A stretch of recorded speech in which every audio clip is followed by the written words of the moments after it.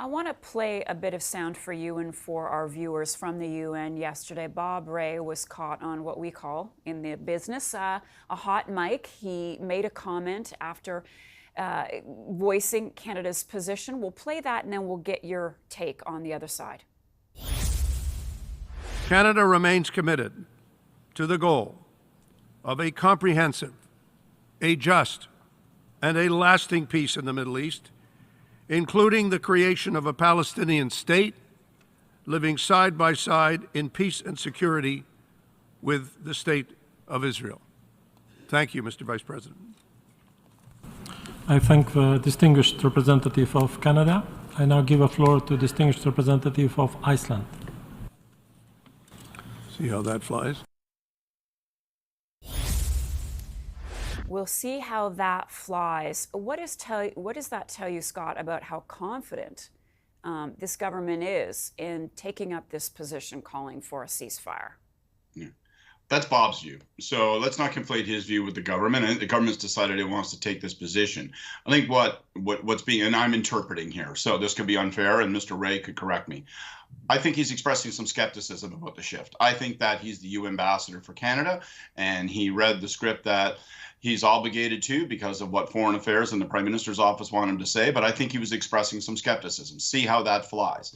I think that he's looking at it and saying that this resolution, which was very, very, very light on conditions that Hamas should have to follow, is difficult to swallow and square with all that Mr. Rae has said in the past in terms of Canada's position and the breach that it creates between Canada and the United States in terms of their advocacy to Israel. So I think that that's skepticism. I think it's a verbal shrug of the shoulders.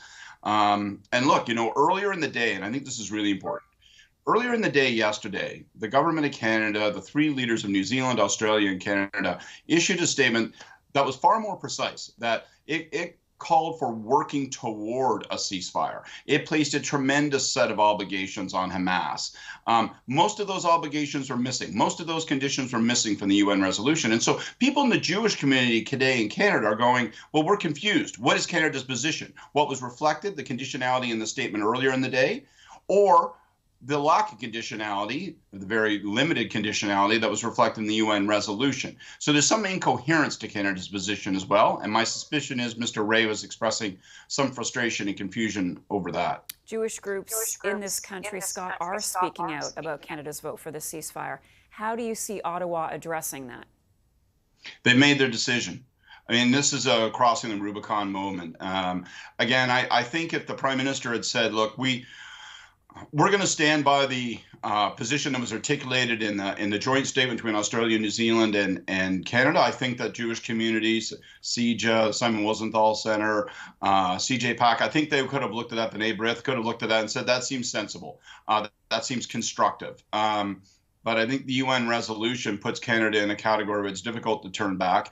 And I do think you're going to find that a lot of Jewish groups are going to be increasingly shrill in their commentary toward Canada's position that has been inconsistent, that has been evolving, and that, frankly, at a time where anti-Semitism is on the rise, they're feeling somewhat abandoned.